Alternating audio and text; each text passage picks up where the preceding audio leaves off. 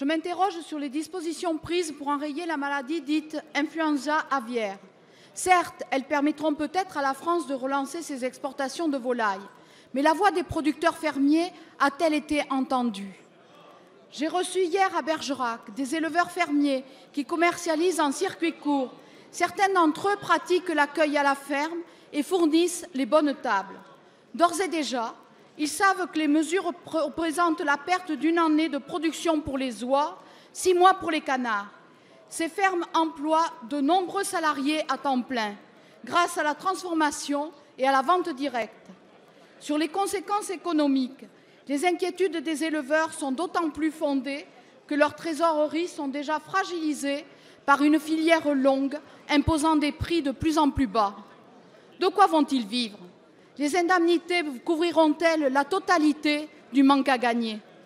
Les éleveurs admettent la nécessité de plans de lutte efficaces. Leur métier leur a appris que l'équilibre sanitaire dans les élevages est une affaire subtile. Ils plaident pour des dispositifs raisonnables, adaptés pour les élevages et les accouveurs fermiers. Aussi, je vous demande, quels éléments scientifiques attestent qu'un tel vide sanitaire permettrait d'éradiquer durablement la maladie? Leur crainte, que je partage, est que ces mesures permettent de blanchir les filières industrielles, dont on sait que les multiples transports entre naisseurs, éleveurs, gaveurs et autres fournisseurs d'aliments ne sont pas sans risque sanitaire.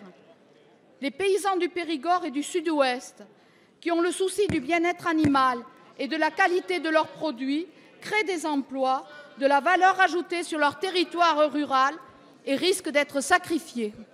Merci. La parole est à Monsieur Stéphane Le Foll, ministre de l'Agriculture, de l'Agroalimentaire et de la Forêt. Monsieur le Président, Madame la députée, vous avez évoqué cette question de la crise de l'influenza aviaire. Je voudrais d'abord vous dire que si elle nécessite des prises de décision qui ne sont jamais faciles, c'est parce que cette crise, elle concerne l'ensemble d'une production qui risque, sans décision, de voir des conséquences économiques pour toute la filière, que ce soit les petites exploitations, les moyennes exploitations ou les grandes exploitations, et l'industrie, bien sûr, qui va avec. Il faut être bien clair sur ce sujet. Suite à la déclaration de cette influenza aviaire en Dordogne, il y avait 2 choix possibles.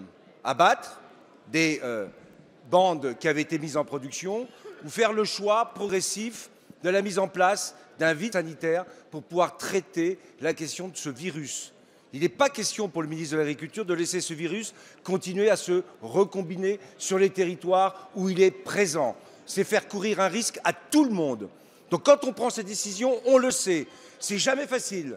Ça a des conséquences et l'État sera là pour accompagner l'ensemble des producteurs, j'ai bien dit l'ensemble des producteurs, de la même manière que les secteurs économiques, en ayant prévu et discuté avec Myriam El Khomri pour pouvoir solliciter aussi le chômage partiel d'un certain nombre d'abattoirs qui vont devoir arrêter leur activité.